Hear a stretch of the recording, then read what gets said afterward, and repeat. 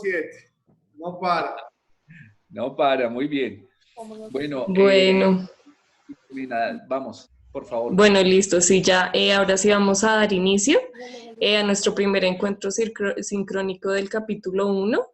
Y bueno, pues igual gracias a todos por conectarse. Y bueno, Doc, te dirijo de una vez la palabra para comenzar con este encuentro, con la retroalimentación y ya te di acceso para que puedas compartir pantalla también. Bueno, muy bien, pues muchas gracias a todos por la puntualidad, por estar allí haciendo un break en las consultas y dedicándose un poquito a lo que es la parte académica, sobre todo en este tema de los fundamentos de la implantología corticobasal. Entonces, vamos a hacer por aquí, buscar esta presentación. Bien. Quiero arrancar con esta presentación. No sé, yo le estoy viendo todo. No sé ustedes qué tienen en pantalla. Sí, sí, se ve bien. Ah, ok, ya está en modo pantalla completa. Sí, Ya. sí, sí. Bien. Bueno, entonces, esta es la motivación y esto es lo que me motiva todos los días a seguir adelante. Estos son sonrisas de pacientes que 3 días antes de esa super sonrisa, solo 3 días. Y yo sé que algunos de ustedes ya son testigos de esto, sin grandes colgajos, por lo menos 10 implantes en un maxilar muy atrófico, con un trabajo en equipo súper bien encaminado, como lo vamos a ver más adelante durante las 3 sesiones de la International Implant Foundation.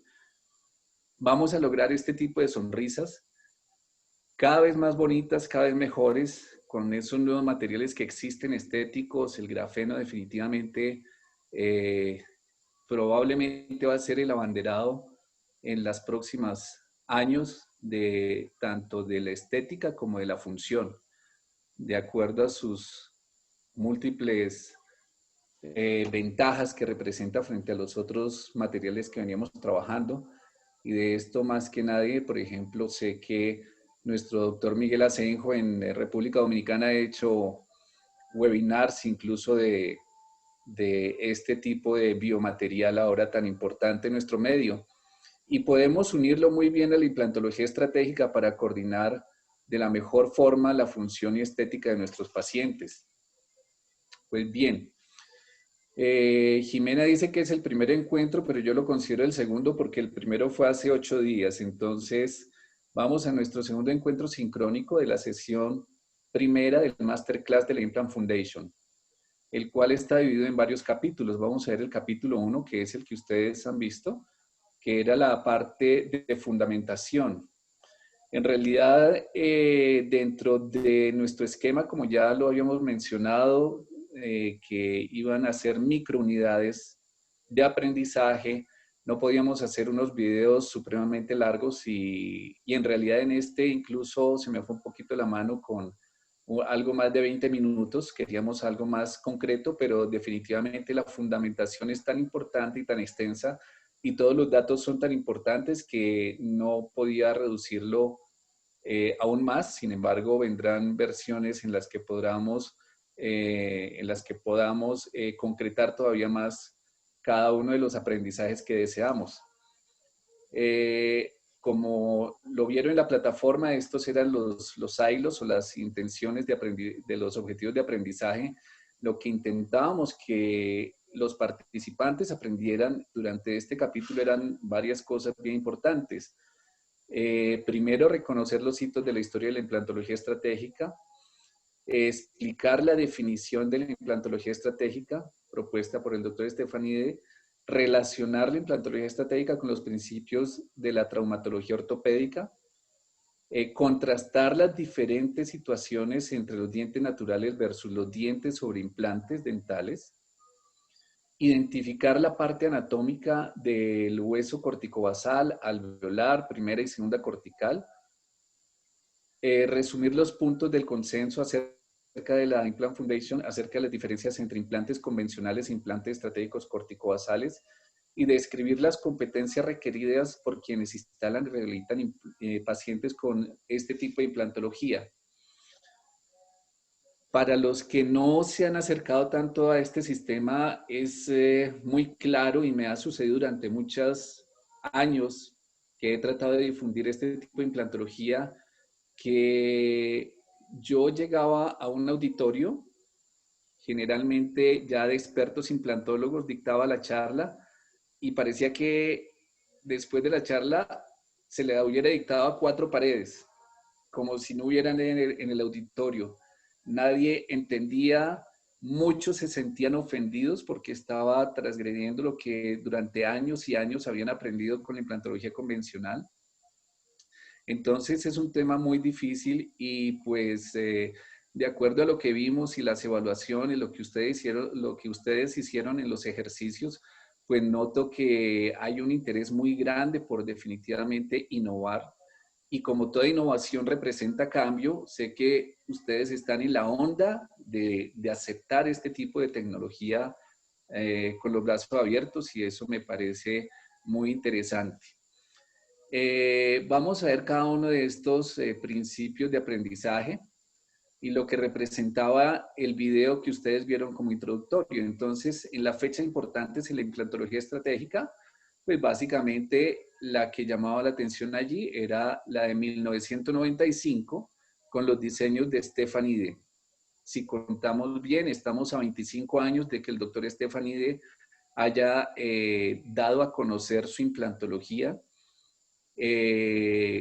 Cuando se charla directamente con el doctor Stefan Ide, él cuenta que en 1996 él estaba viajando con su técnico dental de su clínica de Suiza a Nueva York a hablar con el doctor Leonard Lincao, con quien tuvo una aproximación muy estrecha en cuanto a sus conocimientos y compartieron muchas de las situaciones básicas de lo que era la implantología y para dónde iba dirigida.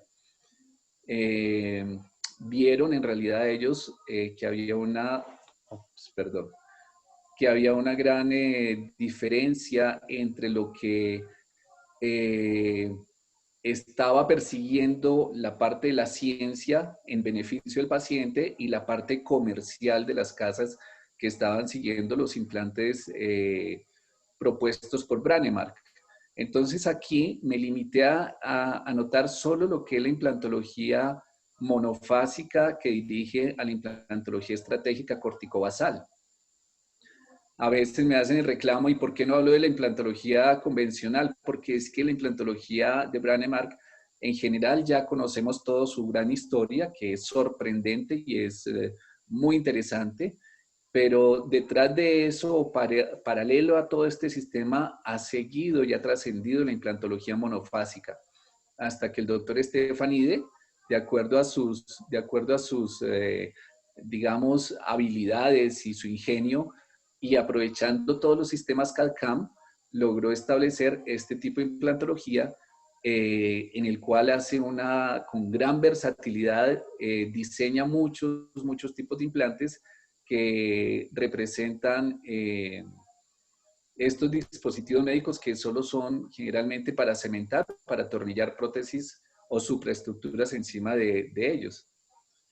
Entonces, eso los hace que el 1995 o esos años sean importantes dentro de la implantología estratégica. ¿Qué es la implantología estratégica? Es una definición supremamente interesante. Es el conjunto de procesos entre crear un anclaje córtico-basal macromecánico primario y estable en la segunda y tercera cortical con implantes estratégicos en el cual no se tiene en cuenta el tiempo de su integración, cuya clave del éxito será la carga inmediata y el meticuloso trabajo protésico con un correcto polígono oclusal de soporte. Esto me quedó con temporizador y no lo había programado así, no sé por qué. Me disculpan por favor un poquito, ya vamos a pasar este tipo de diapositivas. Pero pues yo creo que esta definición y en conjunto de este dibujo, estos dos esquemas que aparecen allí, son bien importantes porque nos definen todo lo que está en letras. Estos esquemas nos indican que hay unos implantes que son monofásicos y que esas aspas, esos hilos de rosca tan agudos y potentes quedan anclados y hacen una fijación macromecánica en el hueso cortical y que al unirlos entre sí, formando un polígono de soporte en su sitio de descomposición de cargas, o sea, en la rosca de los implantes, van a crear un polígono de soporte suficientemente estable para que los implantes logren soportar una supraestructura protésica y que con el tiempo, en la medida que se da la cicatrización, se osiointegren. Entonces, primero viene el anclaje córtico-basal supremamente fuerte, con muy buena fijación y una buena rehabilitación. Después de un tiempo, de acuerdo a nuestros conocimientos de la fisiología ósea, se van a ir osiointegrando. Bien. El tercer punto de aprendizaje era los principios de la implantología estratégica y los principios de reducción de las fracturas de la AO o de la Asociación para la Osteosíntesis de Suiza, que ya todos ustedes conocen, bastante, muy importante en el ámbito o en el gremio de los ortopedistas y todos los que manejamos placas y tornillos de titanio para la fijación de huesos fracturados o de huesos en los cuales se han hecho osteotomías. Entonces encontramos que esto trasciende desde 1958, dándole mucha importancia a la parte histórica de dónde provienen los principios de la implantología córtico-basal y pues los 4 principios fundamentales que están relacionados con restaurar la función lo más pronto posible, ferulizar, siempre ferulizar. Por eso cuando tenemos un solo implante, no debemos dejarlo a la deriva, debemos ferulizarlo, preferiblemente implantes con implantes, dientes naturales con dientes naturales, porque pues la historia lo dice, si hay bien una relación entre el mejor pronóstico de implantes ferulizados entre sí y dientes aparte, algunos implantólogos unen los dientes con implantes, pero de acuerdo a la lógica me diría que, y es lo que trato de hacer siempre, no unir los implantes con los dientes para no tener fracasos más adelante, generalmente de los dientes naturales, más no de los implantes. Por eso la ferulización. La cirugía mínimamente invasiva tiene una función o tiene un punto de vista biológico muy importante para no desperiostizar el hueso. Entonces, en la medida que nosotros conservamos el periósteo en su mejor proporción, en su mejor estado, unido al hueso sin alterar esa homeostasis que le produce el periósteo al hueso, pues vamos a tener una recuperación más rápida y por eso es que buscamos siempre hacer cirugía mínimamente invasiva. Y la carga inmediata, como ya lo decía, pues la carga inmediata ayuda a ferulizar los implantes que están con una macro retención y que mientras dura esa parte de la activación del hueso y antes de que comience esa desmineralización masiva, como lo vamos a ver más adelante en la biología ósea, pues los implantes son soportados por la estructura o la superestructura protésica y el hueso se va a conservar en esa temporada en la que es muy lábil a que se pierdan los implantes, pues va a estar muy estable. Bien, si hay algo confuso, me quieren interrumpir y tienen alguna pregunta, por supuesto pueden hacerla, por favor. En cuanto a los contrastes entre la función de los dientes naturales y dientes sobre implantes, aquí también... Sí, una pregunta rápida ahí, doctor González. Sí, mi doctor Miguel, cuéntame. Sí, tengo un canino, hago la extracción de un canino, coloco un COS 3.7 por 15 milímetros y los dientes vecinos son coronas de circonio. ¿Cómo ferulizo, cumpliendo los principios de reducción de fractura del 1958 de la AO, cómo ferulizo esto? Con una resina compuesta, un alambre, además de cuidar las cargas verticales, movimientos mandibulares, side shift, todo esto. Pero, ¿qué usted sugiere aquí? Exactamente, bueno, generalmente hago unos ganchos tipo Aker en mesial y en distal, con resinas, incluso resinas fluidas, porque si bien como pues, el circonio es difícil, de difícil adhesión, entonces debemos producir por lo menos una buena traba mecánica para que no se nos desplace, sobre todo los movimientos en cizalla, el movimiento hacia vestibular o palatino, lo debemos evitar. Uno de los principios protésicos, como vamos a ver más adelante, pues es impedir o evitar que en implantes rehabilitados haya contactos de canino a canino. Entonces, por principio, debíamos buscar o un contacto en saliva entre los caninos o dejarlo fuera de oclusión por lo menos 1 milímetro de inoclusión. Pero, sin embargo, de acuerdo a los movimientos y a las fuerzas de los músculos orbiculares de los labios y por el otro lado de la lengua, entonces debemos procurar que evitar los movimientos de vestibular a palatino con una buena ferulización interproximal. Gracias. Bueno, A ver, listo. ¿puedo hacer otra pregunta? Claro que sí, con mucho gusto. En base a esto que acabo de escuchar, que el ejemplo que dio Miguel creo que fue, Sí. vamos a suponer que hay un paciente en donde solamente le falta un lateral y lo demás son dientes naturales. El canino y el central son dientes naturales. Y decido poner ya sea un bicortical o uno de compresión.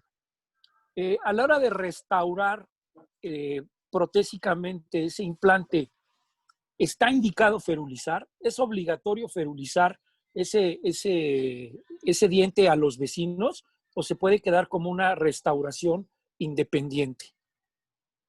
Bueno, la ferulización es temporal, ¿no? Ajá. Volvemos nuevamente a la parte de que va a ser otro de estas charlas, de estos que tengamos, es acerca de la biología ósea. ¿Por qué se da esto? ¿Por qué si yo tengo un canino o un lateral con una lesión periapical, no lo opero un día y espero a los 10 o 20 días para colocar el implante, sino que todo lo tengo que hacer de una vez?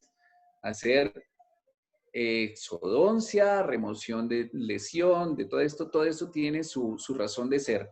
Porque muchas veces, y me ha pasado con muchos compañeros y amigos que me preguntan, bueno, ¿cuándo es? ¿Cuánto tiempo es que se espera? Pero todo es cuestión de conocimiento de la fisiología ósea, porque la fisiología ósea es como un reloj.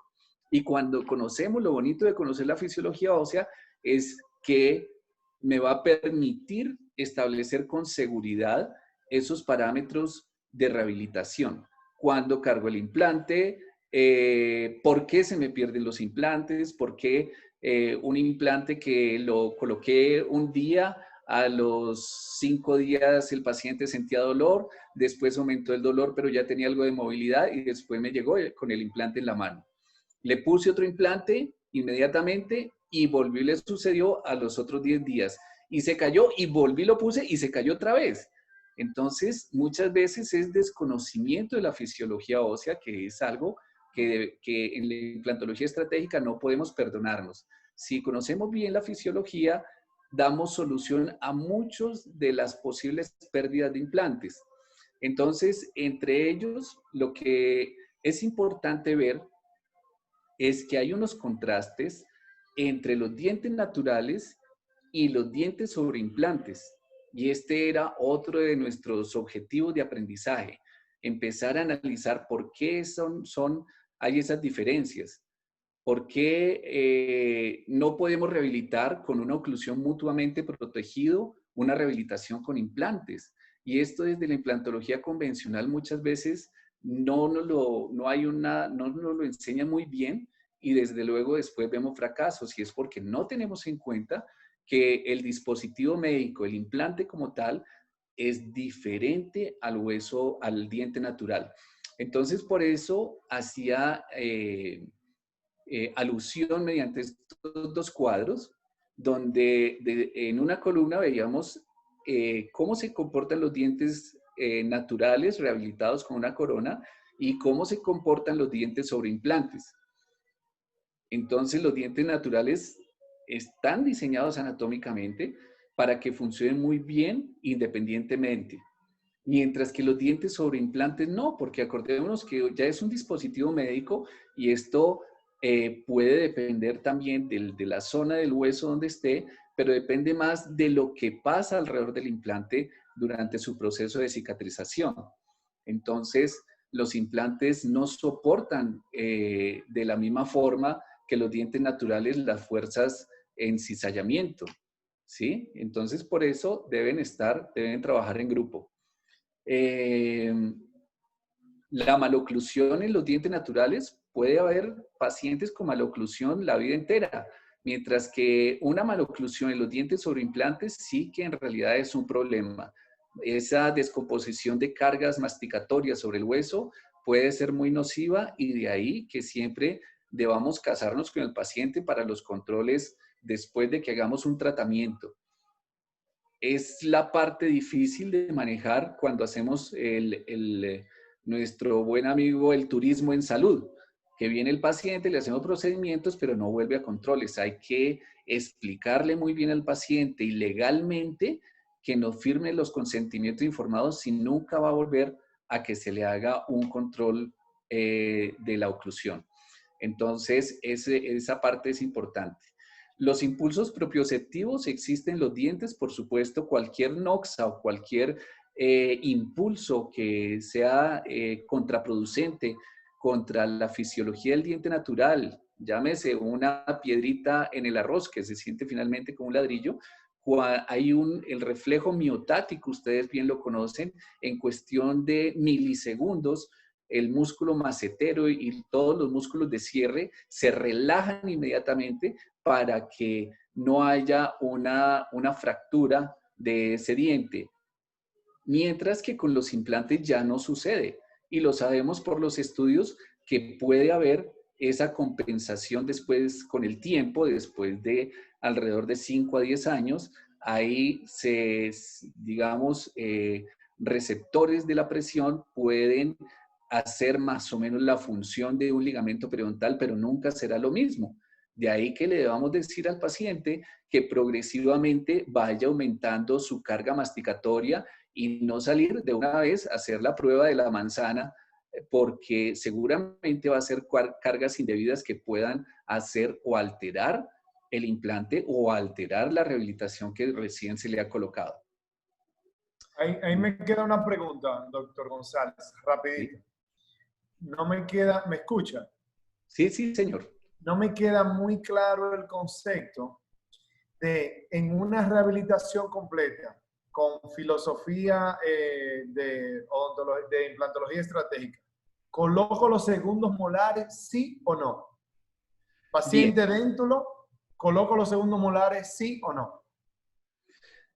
La verdad es que no, así sean segmentos. Y aquí lo interesante de toda la filosofía de la implantología estratégica es que... Porque yo, perdón, yo soy formado de esa escuela, no segundos molares. Bien, no segundos molares. Bien, ¿por qué no? Ya tenemos claro en estas columnas que vemos acá la diferencia entre dientes naturales y dientes sobre implantes. ¿Qué pasa con los segundos molares? Los segundos molares es el sitio por excelencia de la mayor fuerza masticatoria y todo se explica porque la articulación temporomandibular como una palanca de tercer género, mientras más se acerca la potencia al sitio de la fuerza, pues va a haber mayor fuerza masticatoria. Lo que queremos es evitar que llegue más hacia la articulación temporomandibular, más cerca a los músculos de la masticación, pterigoideo interno, macetero y temporal, porque allí la fuerza es muchísimo mayor. En cambio, en el 6, del 6 hacia adelante, podemos controlar mucho mejor esas cargas masticatorias. Entonces, el 7 tratamos incluso de no rehabilitarlo, solo en ciertos casos, por compensación y equilibrios de la simetría que debe haber entre el lado derecho y el lado izquierdo, lo buscamos en algunos pacientes, pero no es lo más frecuente. ¿De acuerdo, mi doctor Miguel? Sí, gracias, genial. Yo soy de esa escuela también. Yo Súper. Estudié en California Neuromuscular Dentistry, en California. Sí. Lo sé. El que pone el segundo molar iba fuera del posgrado. Era un asunto dictatorial. Perfecto, mira que con eso me das un espaldarazo para todo lo que estamos haciendo desde la Implant Foundation. Se Eso está muy conecta, bien. hay una región que se colocaban unos dispositivos y altera la región 6 del hipotálamo.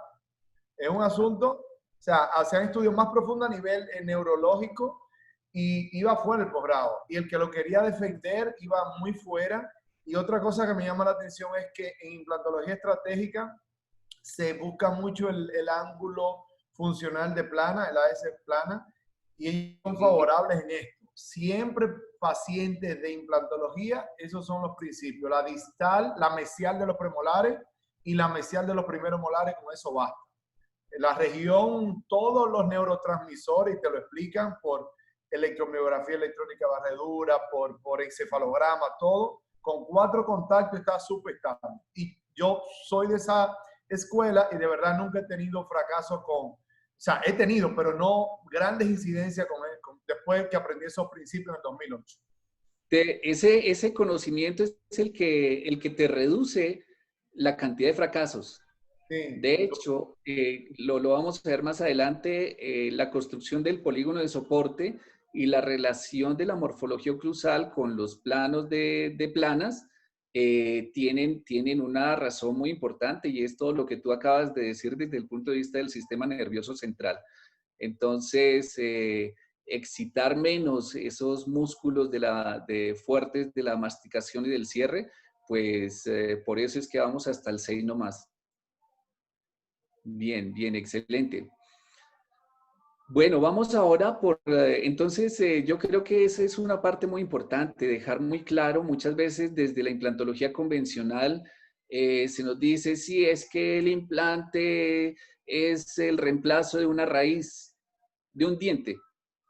Y yo creo que de acuerdo a todo lo que he leído y he aprendido, considero que es lo más erróneo que le puedan enseñar a uno. Uno debe tener mucho cuidado le sirve el implante para rehabilitar una corona, pero no quiere decir que sea la raíz del diente. Y eso es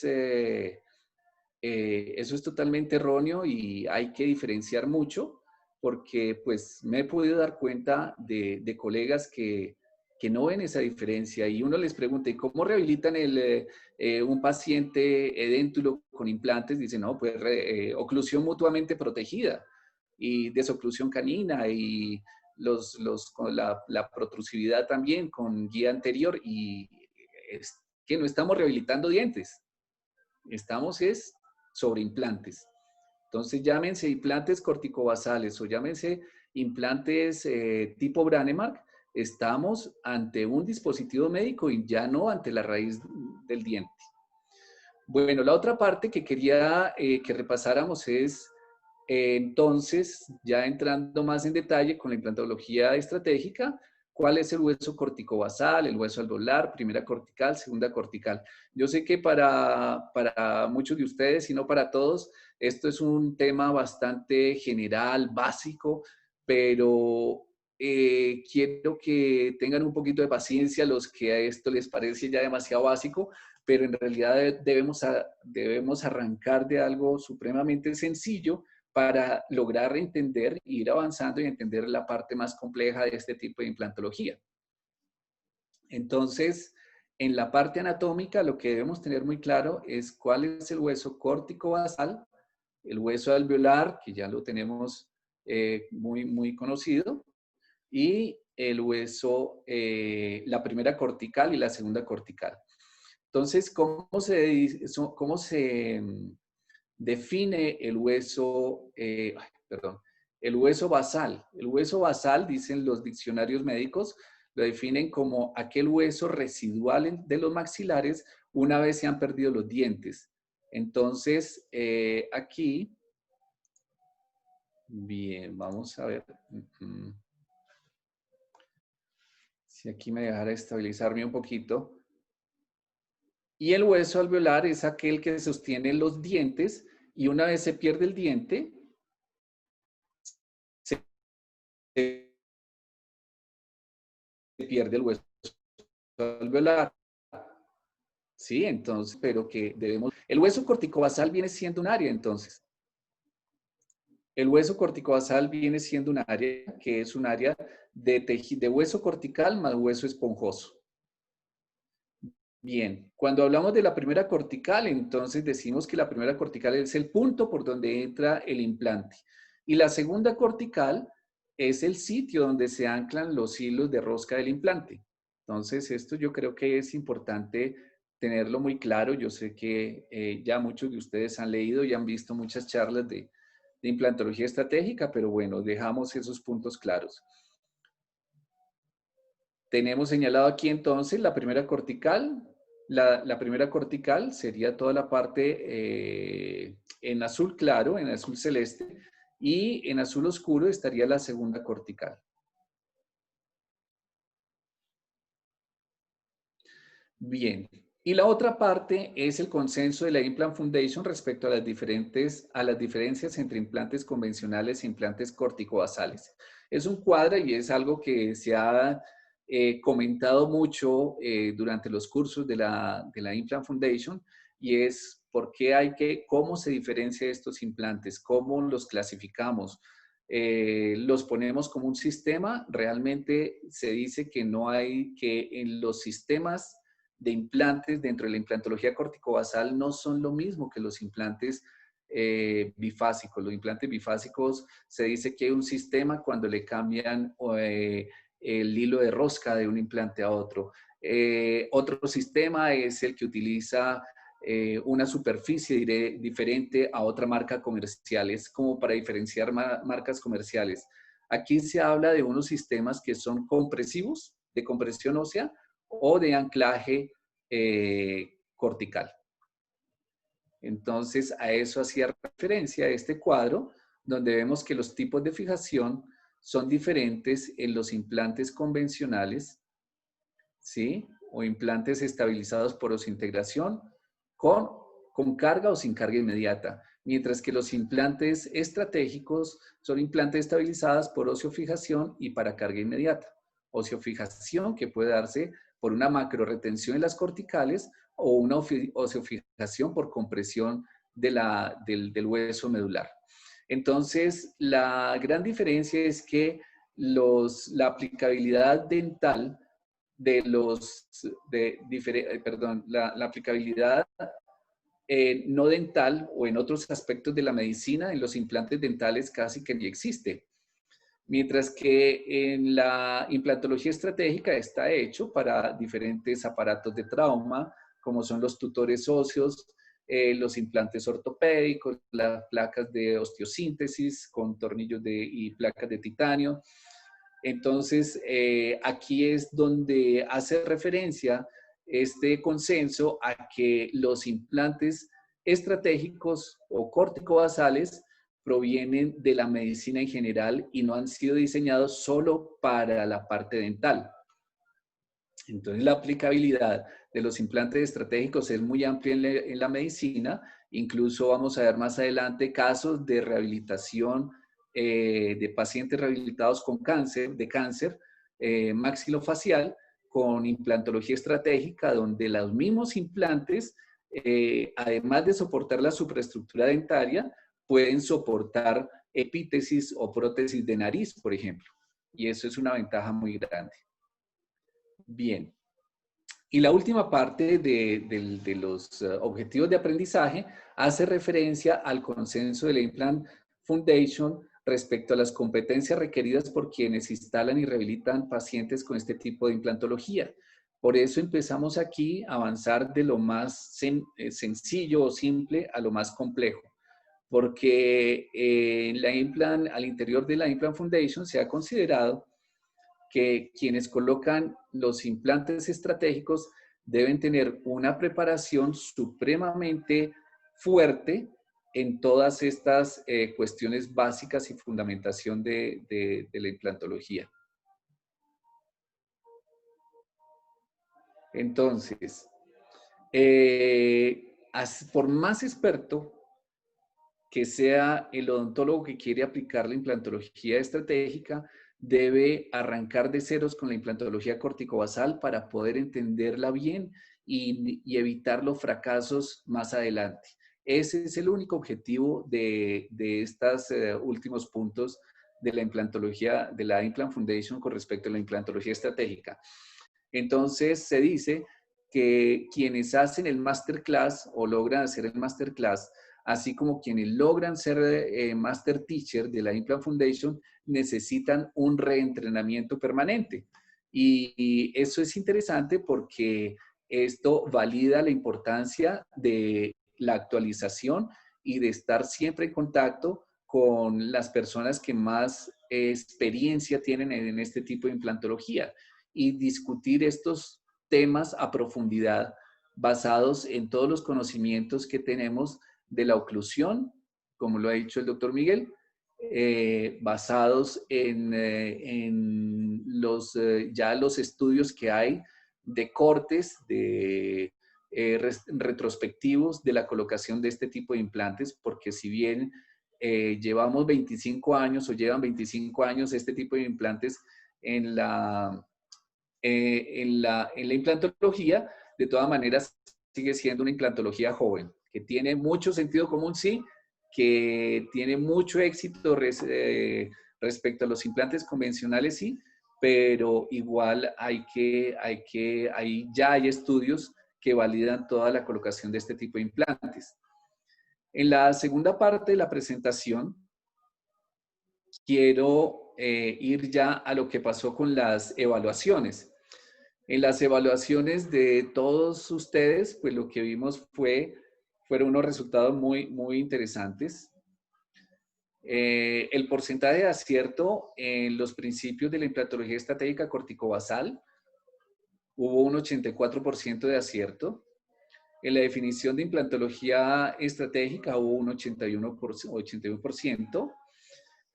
Cuando empezó el doctor Stefanide, un 79%. Ya sabemos que en 1995 eso nos dice y nos da un patrón de referencia porque si bien ha sido, el doctor Ide se basó en los estudios de muchos odontólogos anteriores a él, pues él logró establecer unos parámetros fundamentales por un lado de la parte quirúrgica, por otro lado de la parte protésica, para crear este tipo de implantología. En el año de creación de la AO, que es algo también relativamente relevante para saber de dónde proviene la implantología estratégica, hubo un 73%. En cuanto a las características de la oclusión en implantes dentales, el 71%. Y este sí me gustaría que en realidad lo estudiaran muy bien porque es muy importante saber que los implantes dentales no son raíces de los dientes. Vamos a cementar prótesis sobre ellos, vamos a cementar o atornillar dientes en ellos, pero nunca son una raíz dental. En la cronología de la implantología estratégica, un 70%, pensando en que en 1995 pues inició el doctor Stefanide. 3 razones para utilizar el hueso corticobasal. Esta es una razón que no puse en los objetivos de aprendizaje, pero que es bien importante porque ahí entendemos por qué es el nombre de este tipo de implantología corticobasal. Es un hueso que es menos lábil a la infección, es un hueso que sobrepasa el hueso alveolar, es un hueso que tiene menos tendencia a la reabsorción y bueno, y por supuesto nos da más estabilidad en la macroretención o en la fijación primaria. Bien. Nuevamente, en la característica de oclusión de los dientes naturales, en estas dos no pues hay una correlación en cuanto a que si hay un entendimiento de todas maneras muy, muy difícil o de pronto es lo que más choca el entender en qué consiste los implantes estratégicos frente a las coronas sobre dientes naturales. Bien, cuando hablamos de las características de la oclusión de los dientes naturales, entonces hablábamos de que seleccione la siguiente lista, las características correspondientes a la oclusión con dientes naturales. Tenemos que el balance bilateral no es necesario. Los diente natural funcionan independientemente. La incisión, si algo me cuentan, aquí hubo Una sugerencia ahí, unos... y discúlpeme, sí, sí, sí. la incisión, el cerebro, a mí me pasó, no sé si a otros distinguidos colegas le pasó, pero cuando yo escuché incisión me confundí un poco y lo que pensé fue, bueno, una incisión es una fuerza puntual axial, ¿entiendes? Entonces, creo que eso es lo que quieren señalar. No sé si sería bueno sustituir la palabra incisión para mayor lógica de la pregunta, mayor entendimiento, como la fuerza axial vertical o no afecta a los dientes posteriores. Porque incisión como que el cerebro lo vincula automáticamente con cirugía y como con corte. Me detuve. Ya, ok. Bien. Ok, sí, interesante. Interesante apreciación, mi doctor Miguel. Entonces, eso lo cambiaremos, pero en realidad, sí, incisión es el incidir en los alimentos y hace referencia a esa, que en los dientes naturales la incisión es independiente a la parte de maceración que producen los molares. Pero podemos colocar incisión, entre paréntesis, fuerzas verticales sobre los alimentos o durante la masticación, ¿no? Bien, gracias, Doc. Muy amable. Sí, ¿puedo hacer una pregunta? Sí, claro que sí, mi doctor. Doctor Torrecillas Sorones, buenas tardes a todos. Sí, doctor Octavio. La pregunta es, pues va relacionada con el balance bilateral, en este caso con este tipo de oclusión que ustedes manejan, que no es necesario en los dientes naturales, ¿va? Pero en los dientes, en los implantes sí. Sí. Sí, así es, efectivamente. ¿Cómo se da este balance, doctor? Porque, o sea, hay que entender que, pues, funcionalmente estamos trabajando con una situación oclusal ortopédica, ¿no? Del doctor Planas. No es la oclusión tradicional. ¿Cómo es realmente que se da esta situación bilateral en cuanto a la función y su relación con la articulación temporomandibular, doctor? Por favor. Bueno, perfecto. Esto está de acuerdo con las, nuevamente, aquí quiero ser claro. Dice, todas las características correspondientes a la oclusión con dientes naturales, ¿no? Estamos hablando de los dientes naturales. El balance bilateral no es necesario en los dientes naturales, o no necesariamente debe haber un balance bilateral, ¿sí? Y aunque lo tengan, no les afecta. Exactamente, A los dientes exactamente. naturales. No lo contraindica, pero si estamos hablando de una oclusión mutuamente protegida, estamos hablando que en las lateralidades, sobre todo, en los movimientos de balanza, hay unos deslizamientos sobre las cúspides vestibulares del lado opuesto a donde se está ejerciendo la masticación. Y entonces, en los dientes naturales no es necesario, pero en los dientes sobre implantes sí es necesario hacer un balance. Exactamente, y así es. Y ese balance puede venir de varias escuelas y filosofías de la oclusión. Una de ellas es de la oclusión o la desoclusión espontánea. Y esa desoclusión espontánea quiere decir que, bueno, es tema de otra charla, pero que veremos más adelante, pero básicamente lo que quiere decir es que la desoclusión está dada por la articulación temporomandibular, más no por las cúspides de corte de los dientes del lado opuesto al de trabajo. Entonces, a eso hace referencia en la implantología estratégica. Lo que queremos es que haya casi que una desoclusión espontánea para evitar todos los movimientos de cizalla que son muy nocivos para los implantes y para la supraestructura protésica. Muy interesante el concepto que nos va a mostrar, doctor. La verdad, muchas gracias. Bueno, con gusto. Entonces, vamos a la siguiente pregunta, donde decía, en la implantología estratégica corticobasal se utiliza el hueso córtico-basal porque tiene varias ventajas frente al hueso alveolar. Enumere 3. Bueno, aquí había algo que, como decimos acá, es una cascarita que en realidad ya corregimos para que por semántica no pase estas cosas, ¿sí? Nosotros estamos muy enfocados, sabemos que somos cortos de tiempo y queremos aprender al máximo. Sin esto se presentó por algo que puse allí en la posibilidad de respuesta, que generó confusión y les pido disculpas, pero ya lo arreglamos para las siguientes cortes de colegas. Entonces dice que es menos lábil a la reabsorción que el hueso alveolar. Son características del hueso corticobasal. El hueso corticobasal es menos propenso a la infección, por ejemplo, la periimplantitis. Y la densidad ósea es generalmente mayor. Básicamente son tres razones por las cuales nosotros buscamos el hueso corticobasal y no nos quedamos en el esponjoso. Incluso debemos atravesarlo. Y por eso es que a veces me ha pasado con pacientes que rehabilito completamente. En 3 días viajan a Canadá o Estados Unidos, incluso Europa. Y colegas que no conocen del sistema ven que atravesamos la segunda cortical, inmediatamente le están diciendo al paciente, tengo que retirarle eso. Es casi que es algo aberrante que le hayan puesto implantes que pasen al otro lado. Entonces, déjenme aportarle algo ahí. A mí me pasó algo muy parecido con el grafeno, pero en términos del hueso basal, cuando yo lo escuché, lo primero que dije, no creo en esta teoría. Esta teoría, literalmente lo que quieren es drenarme el bolsillo. Así pensé.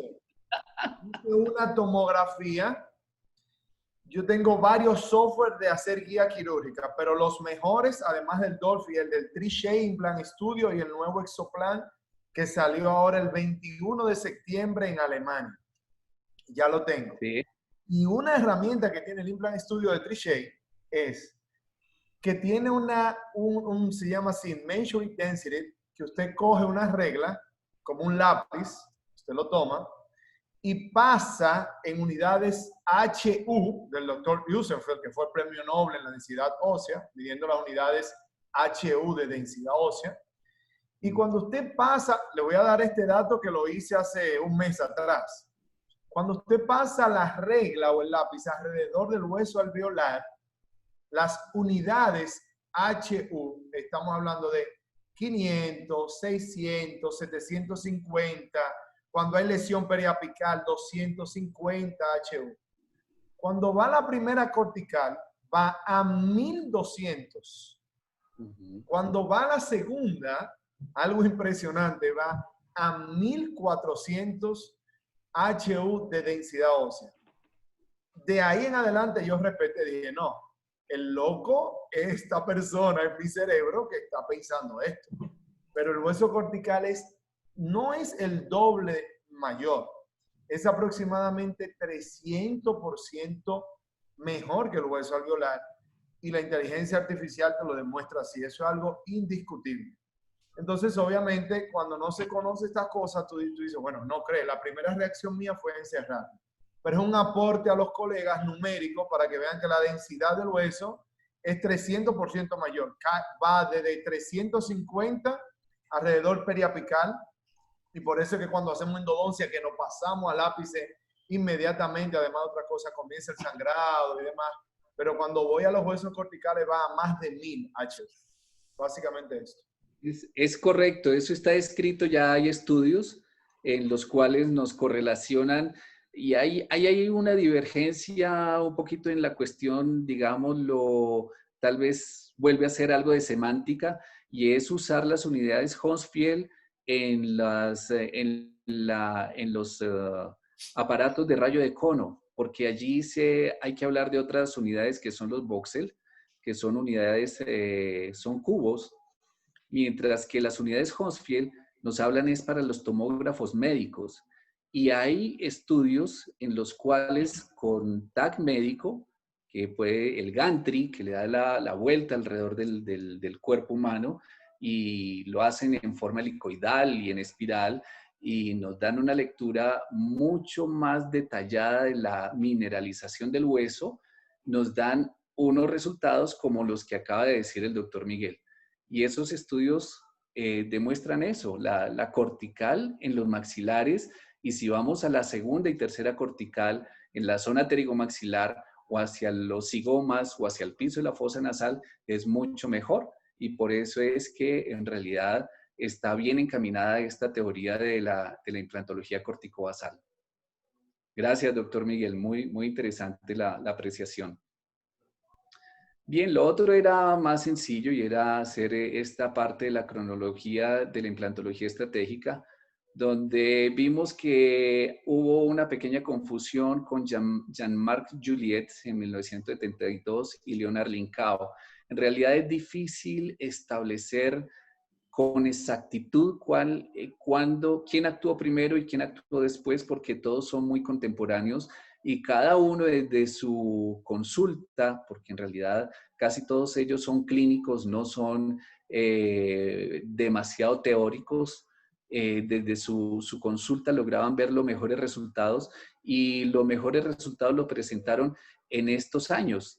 Jean-Marc Juliet presentó su patente en 1972 de la implantología bicortical y bicorticalizó los tejidos de los maxilares con implantes en forma de T o en forma de disco. Y Leonard Lincao lo hizo con sus implantes de cuchilla en sentido axial. Entonces, Jean-Marc Juliet lo tenemos más en cuenta porque en realidad él sí logró bicorticalizar en todos los casos, mientras que Leonard Lincao dejaba muchas cuchillas que quedaban en la medular y por eso tocaba cambiarlas con alguna frecuencia y por eso no tuvo tanta acogida. Pero lo que cuenta el doctor Stefanide es impresionante porque dice, mire, el doctor Leonard Lincao casi no hacía implantología basal con estas cuchillas en Nueva York. Él tenía su consultorio en París y en París sí que ponía estos implantes. Entonces él tenía, además de la consulta que tenía en Nueva York, se iba a París y allí sí era muy bien aceptada los implantes de cuchilla. Son datos interesantes de las particularidades que tienen las prácticas odontológicas en diferentes partes del mundo.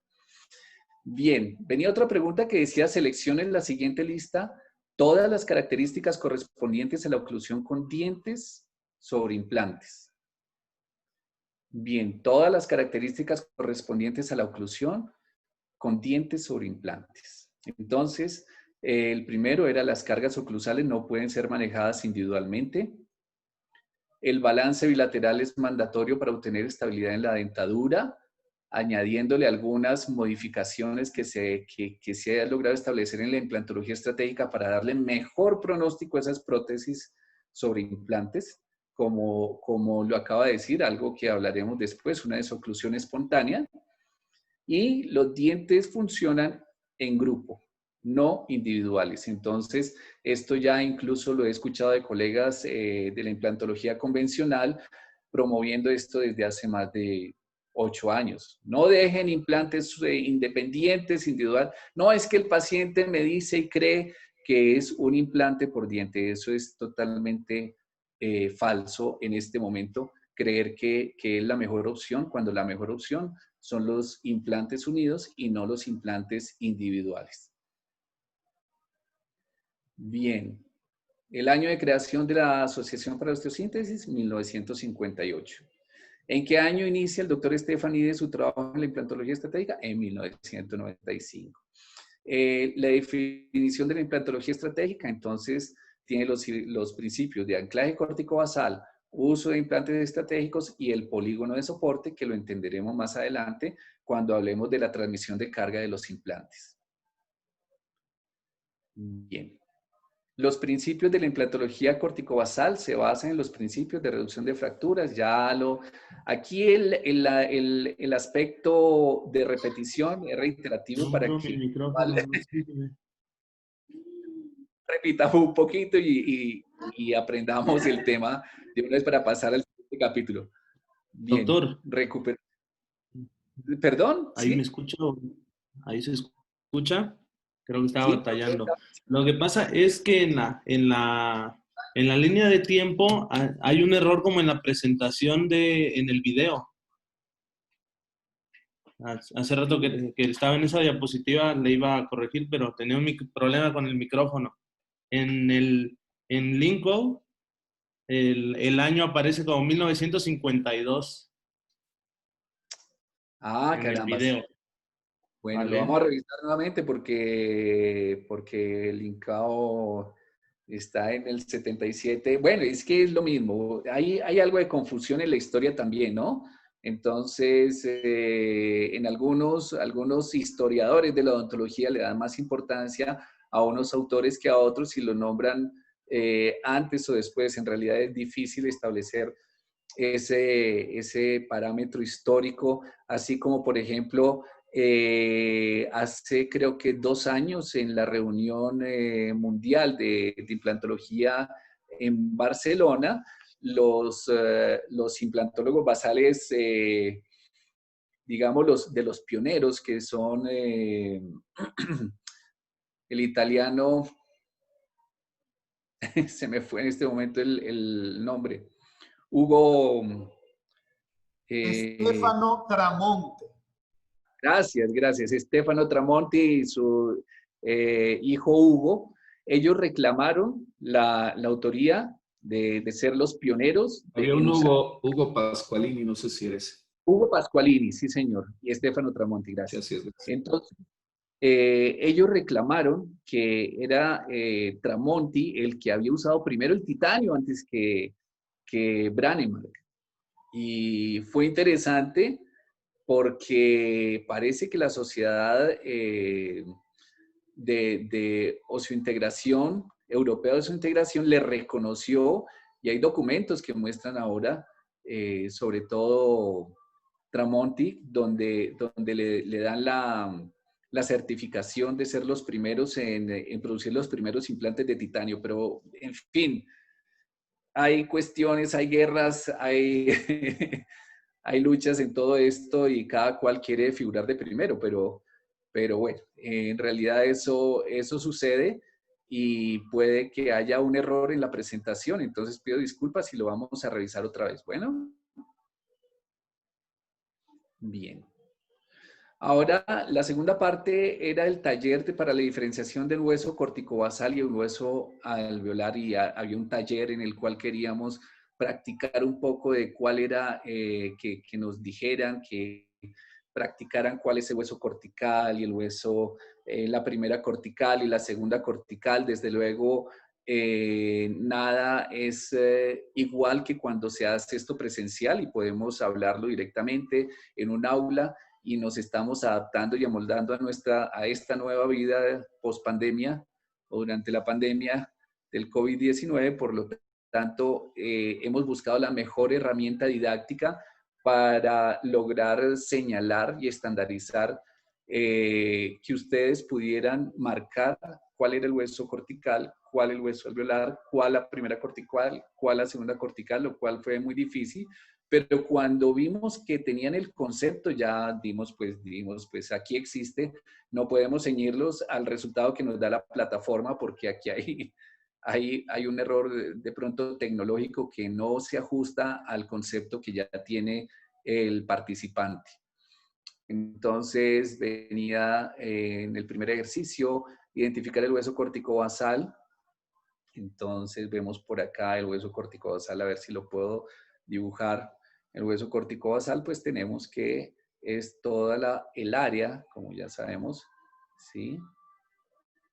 Y la plataforma como tal nos da un resultado de acuerdo a los datos que hemos metido dentro de, que nos implica que implica que seamos muy precisos en la señalización del hueso. Si nos salíamos en un porcentaje de esta línea, entonces ya nos iba a dar de pronto mala nota, ¿sí? Y eso no lo podemos permitir. Ya nos tocó aquí pasar un poco a la parte de la calificación de conceptual.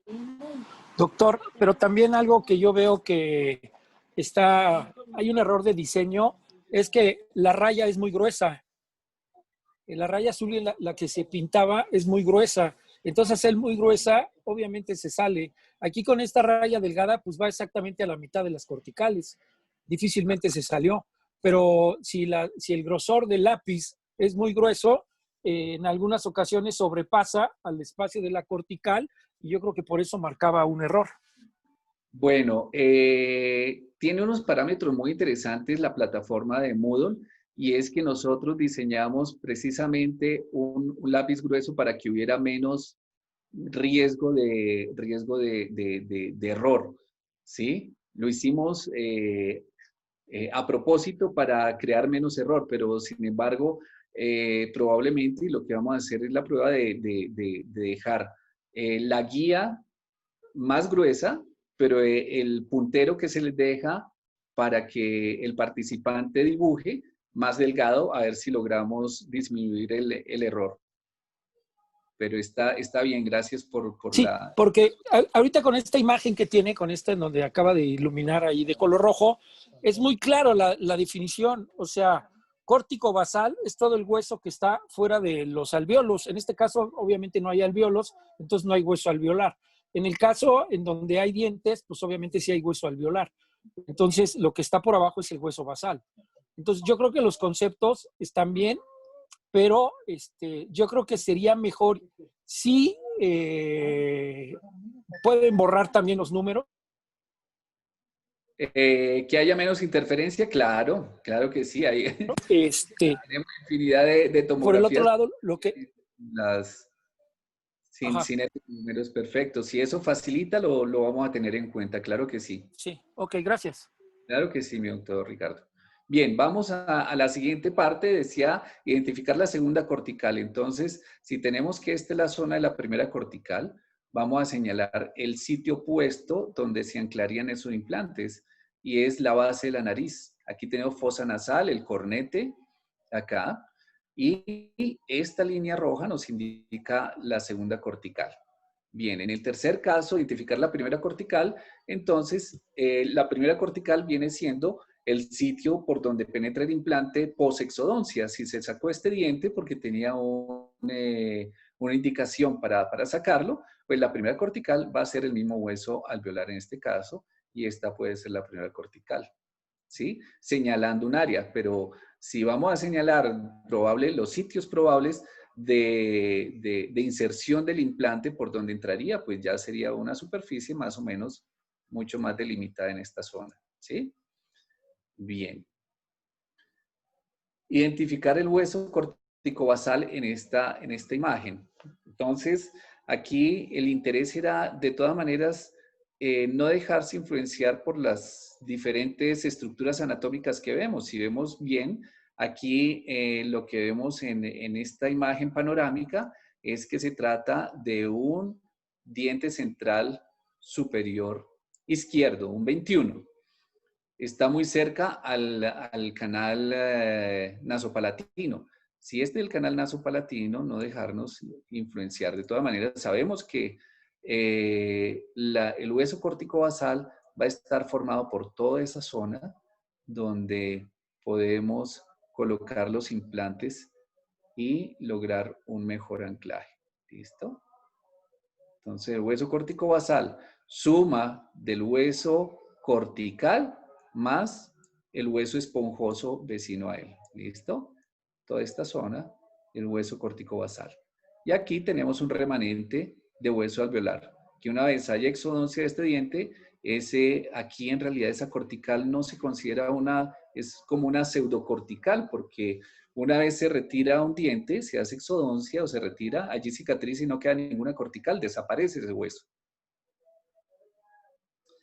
Bien. Entonces, aquí tenemos el diente contralateral, donde pedíamos identificar la primera cortical. La primera cortical, pues, sería esta zona. Bien, identificar la segunda cortical en la zona de este premolar superior derecho. Entonces, ¿cuál sería la segunda cortical? Esta. ¿Listo? Identificar el hueso corticobasal, una zona de un premolar con algo que vemos muy frecuentemente en pacientes muy atróficos, y el hueso corticobasal que nos queda es este. Por supuesto, entonces, esta será la zona. De una vez vamos adelantando algo. Este es el hueso corticobasal. Si esta es la fosa nasal, este el paladar y este el vestíbulo, la mejor forma de colocar un implante es entrando por palatino y vamos adelantando algunos tips, ¿sí? Sin tratar de alterar este hueso. Se deja el hueso por vestibular y esta es la zona de anclaje del implante córtico-basal. ¿Listo? Aquí viene. ¿Listo? Y aquí estarían las roscas del implante o los hilos de rosca. ¿Listo? Bien.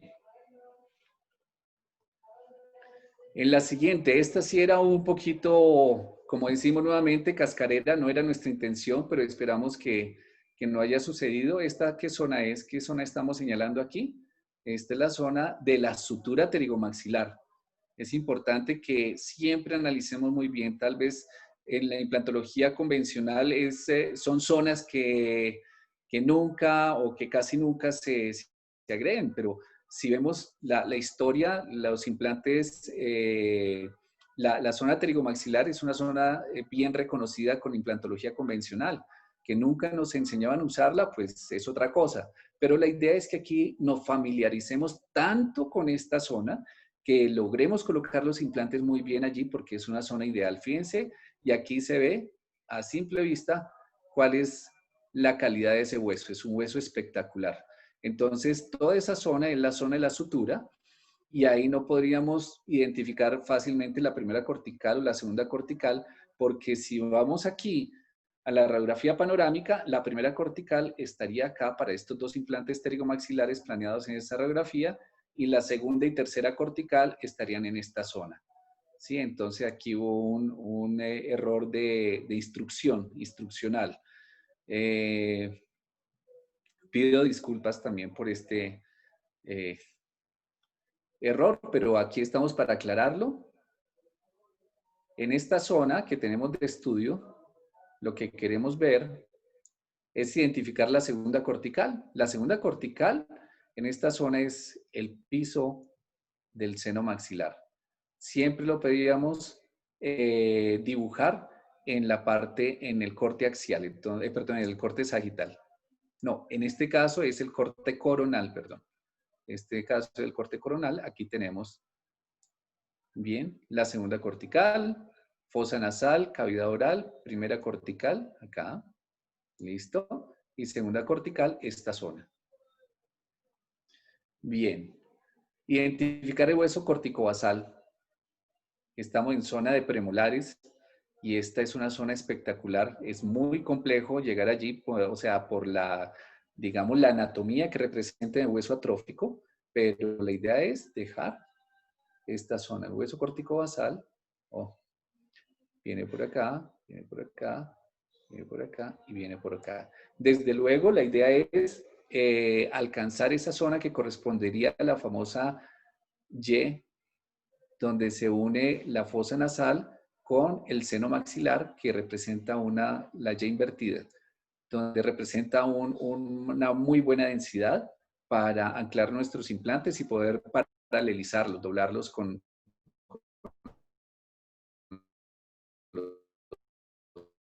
los otros. ¿Listo? Por eso dejamos... Rápida. ¿Qué longitud normalmente de implante? ¿Alguien está haciendo alguna pregunta, perdón? ¿Con qué longitud de implante yo llego a esa zona Y invertida? En promedio. Depende. No, es supremamente variable y eso lo vamos a ver en la parte de planificación y de acuerdo a la característica de implante que tú tengas. Eso ya depende, ya hay incluso formas para facilitar esa medida. Lo que vemos generalmente en las tomografías es una familiarización con la anatomía, pero es muy difícil establecer longitudes de los implantes en este momento. Si tú ves, y por eso me pareció interesante dejar las guías con los números, a pesar de que hacían un poco de ruido, de interferencia en las preguntas.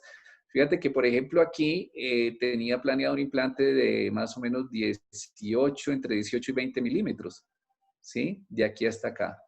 Bueno, esta es la luz ya de la boca, ¿sí? Aquí está la mucosa adherida y ahí está la cortical. Entonces, como estamos intentando hacer procedimientos procedimiento flapless, pues debemos sumarle a la longitud del implante el grosor del tejido blando.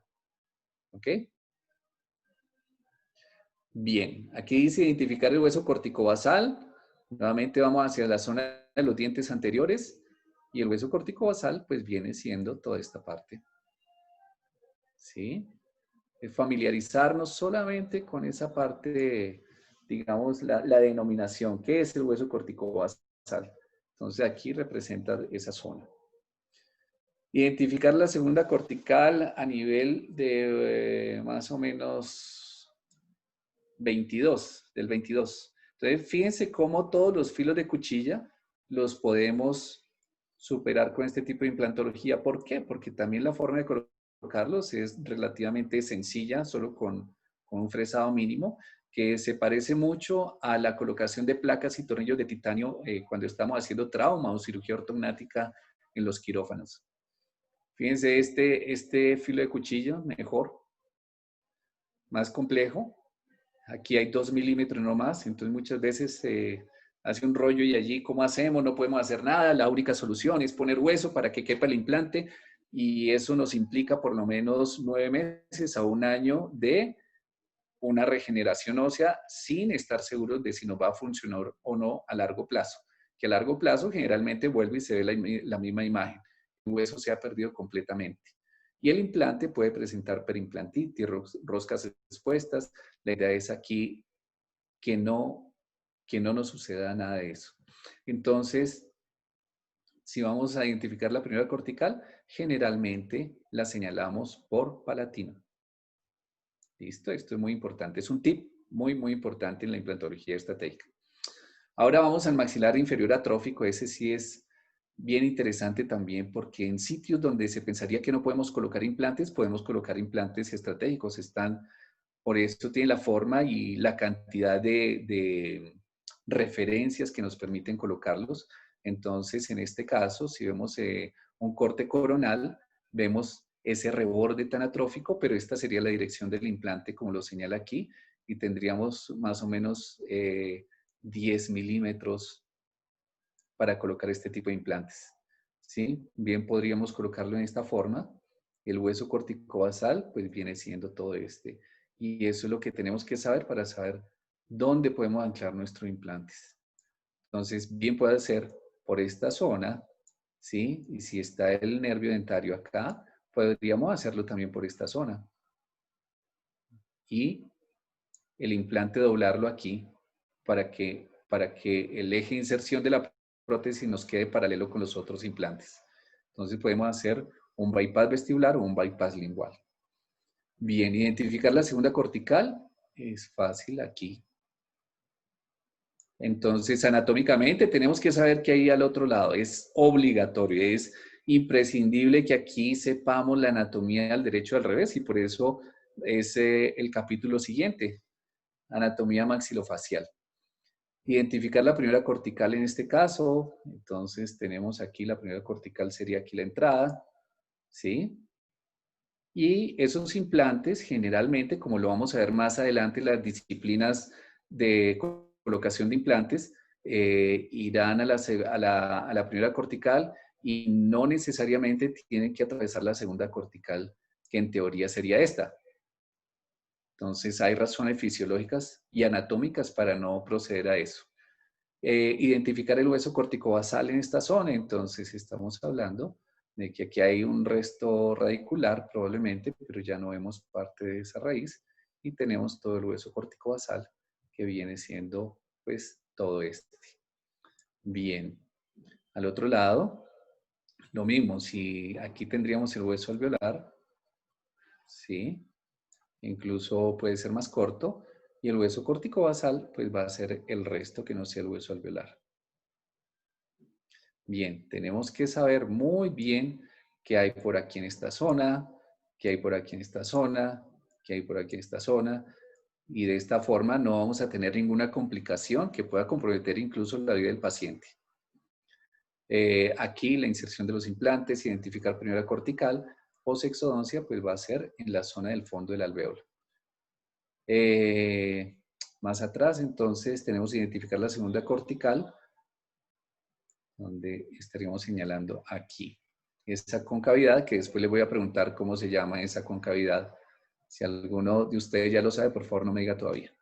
Y esta, identificar el hueso córtico basal, pues nuevamente va a ser toda la extensión del remanente óseo una vez se ha perdido los dientes y el hueso alveolar. Bien, entonces hasta ahí teníamos esta parte programada de explicación de todo lo que fue ese capítulo y pues agradezco sus comentarios, su participación. Veo que hubo unos aprendizajes importantes, para muchos otros hubo un repaso, pero pues bien, la idea es ir cambiando los conceptos acá, siendo más claros, siendo más, digamos, conocedores de este innovador sistema, porque si desean aplicarlo, en realidad deben estar convencidos de que esto tiene mucho sentido común y muchas bases científicas de lo que ya es muy trillado en la parte de la rehabilitación y de la oclusión dental.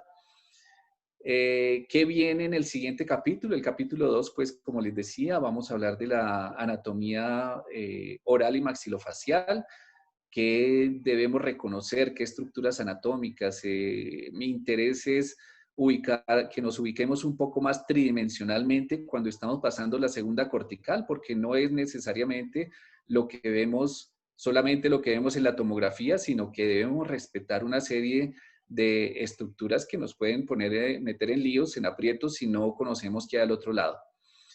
Si hay preguntas, comentarios, bienvenidos.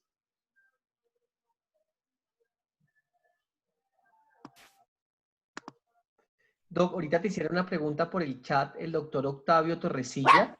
¿De qué se trata el bypass implantológico?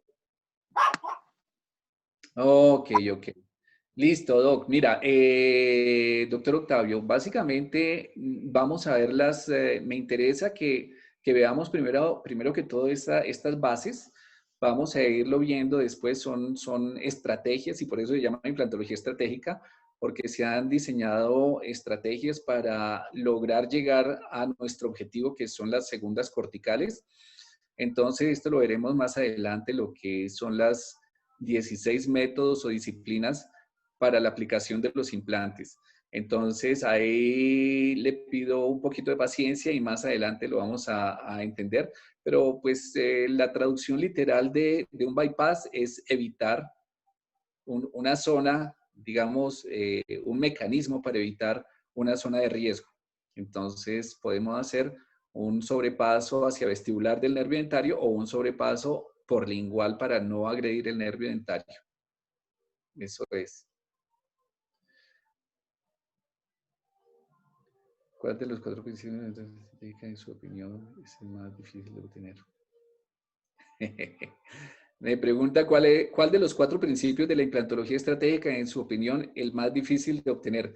Yo creo que todos van amarrados de la mano. No podemos dejar, tener en cuenta siempre que coloquemos implantes, ferulizar, hacer procedimientos mínimamente invasivos, y para esto es que es necesario conocer bien la anatomía. Entonces, el siguiente paso va a ser conocer la anatomía para poder dar el siguiente paso. Bueno, yo creo que estamos a punto de finalizar. Carlos Andrés, si alguno de los participantes de ustedes, doctores, tienen algo que decir, alguna duda, bienvenidos. Sí, yo doctor Ricardo. Sí, a la orden. Tengo una duda en cuanto a la temática que se tocó. Alguien que dijo la región 6 del hipotálamo, ¿no? Que afectaba la región 6 del hipotálamo. No recuerdo bien el punto porque este virus sí afecta la memoria, ¿eh? Es decir, algo que les puedo decir.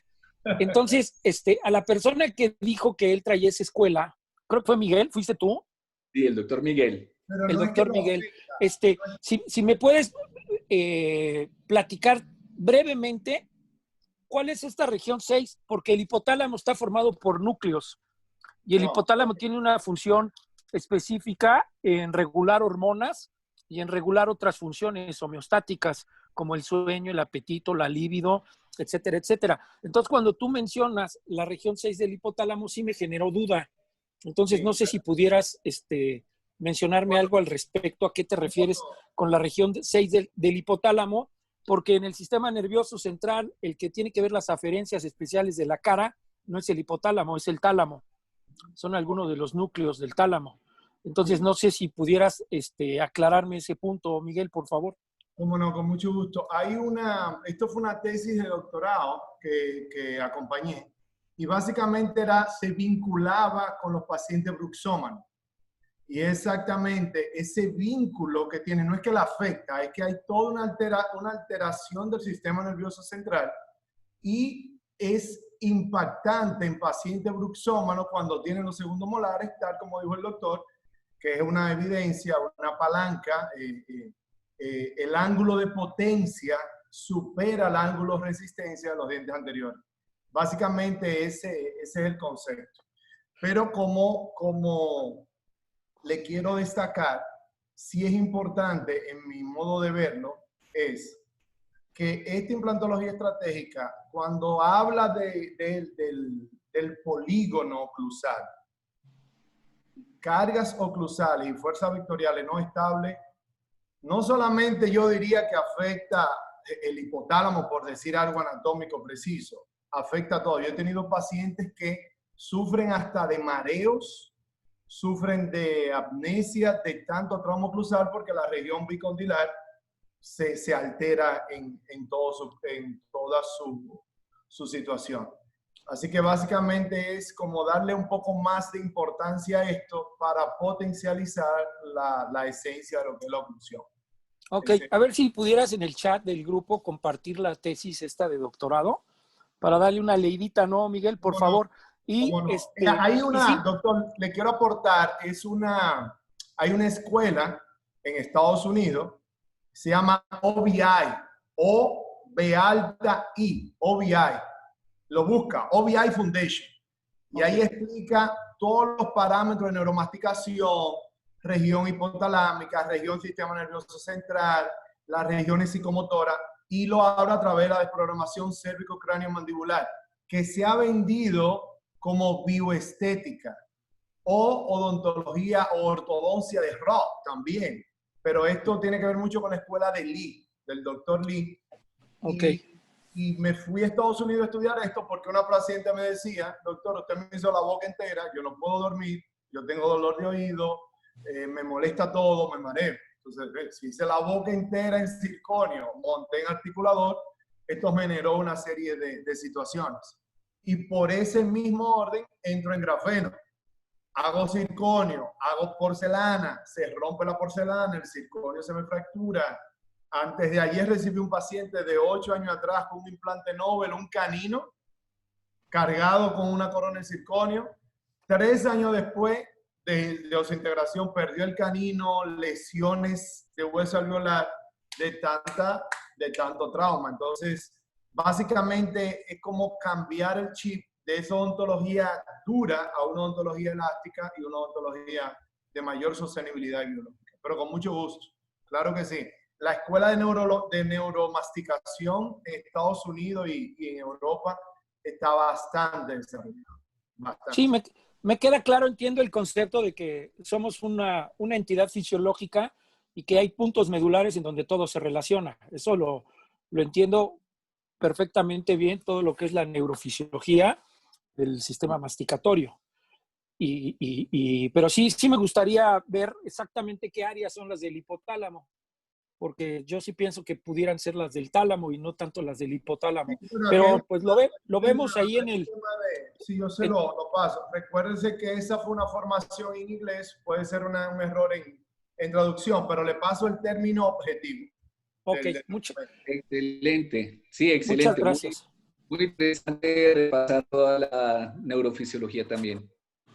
Esto le aporta mucho nos aporta mucho a todos y en especial a poder en aras de hacer mejores nuestros trabajos y más ordenados, más de acuerdo a los conocimientos básicos y no basados tanto en estudios novedosos que muchas veces no nos conducen a nada, ¿sí?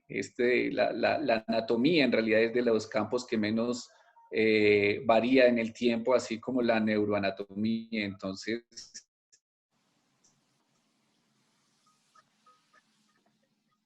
importante revisar esa etiquetación.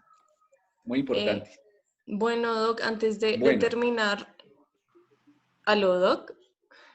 Entonces, Doc, ¿me yo creo que escuchas? quedamos listos para la siguiente sesión. Lo único que me queda por... ¿Sí, aló? ¿Me están escuchando?